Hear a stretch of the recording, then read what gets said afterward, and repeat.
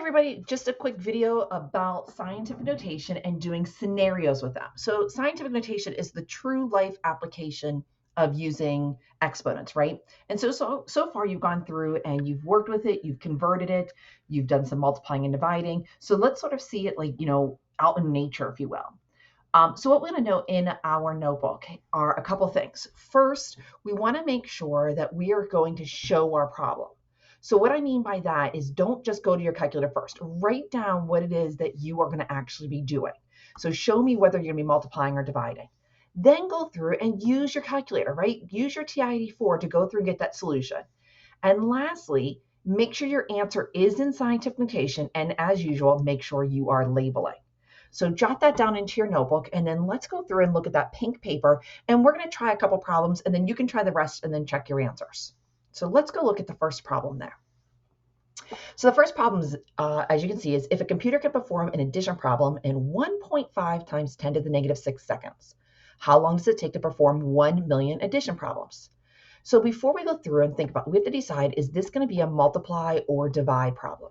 And if you're not sure, make this into a problem that you can go through and do the numbers easily. So for example, like let's just say if a computer can perform an addition problem, and let's just say like 2 seconds, how long will it take to perform 10 problems? Well, you can reason that through and say, well, if I've got 10 problems to do, 2 seconds a problem, this then means it's going to be a multiplication problem. So now let's go through and actually use our real numbers now and go through and do our multiplication. So what I want you to do is actually write this out. So 1.5 times 10 to the negative 6, and then we're going to multiply that by the 1 million. And whether you put the 1 million into scientific notation or you just let your calculator do the math, but 1 million would have 6 zeros after it, go through. Now let this guy go to your calculator, right? Go to your TI-84 and let it do the math for you. And hopefully you go through and you get the answer of 1.5 times 10 to the 0th seconds. Now I know what you're thinking. We've learned that 10 to the 0th means it's going to be 1. So really the answer is just 1.5 seconds, but we want to make sure our answer is in scientific notation. So it does mean though that we want to include that entire thing. Okay, let's try the next problem about some of my favorite things, dusting. I hate to dust. So a particle of dust has a mass of 7.53 times 10 to the negative 10 kilograms. So we want to calculate the weight of 5 billion dust particles. Now again, before you go through and you think about it, like let's say a particle of dust has, let's do a nice number of like 10 kilograms. What's the weight if I've got 5 dust particles? Well, again, that means I'm going to go through and I'm going to do a multiplication. So I'm going to go through and again, just write this out. What is it that you are going to type into your calculator?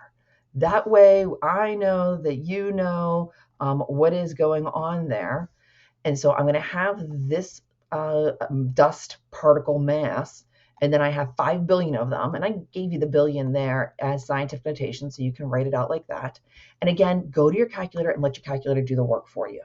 Now, when you do this, it is going to give you something out to the thousandth place. So you could use that number, 3.765 times 10 to the 0th kilograms. Again, that 10 to the 0th. But if you, again, wanted to round this guy then to just 3.77, that would be okay as well. But again, making sure that you have it in scientific notation with a label. Okay, let's do one more here.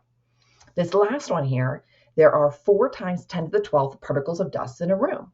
Sounds like my house. And that room is 1,200 cubic meters. How many particles of dust are there per cubic meter? So again, if we stop and we think about this, this is a pretty big number. So if you're not sure if it's a multiply or divide number, if we think through and let's just make this like 40. There are 40 particles of dust in a room that is 10 cubic meters. How many particles of dust in the cubic meter? So if you think about it, 40 particles of dust floating around in this space that's 10 cubic meters. This is going to be then a division problem, right? How many per cubic meter? That means I'm going to go through and actually divide these guys. So I'm going to take my larger number there, that 4 times 10 to the 12th, and divide it by 1,200, right? So you see how I go through and use simpler numbers to help me figure out if it's a multiplying or dividing problem. So now that I know it's a dividing problem, there's my setup.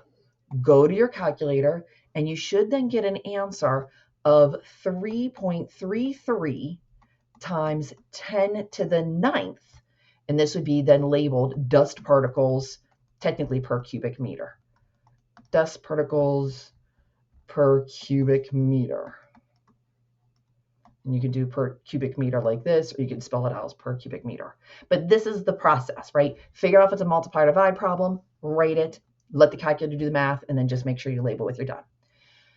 Go through, try the inside of this pink paper, and then check your answers within Schoology to see how you did. And let me know if you have any questions.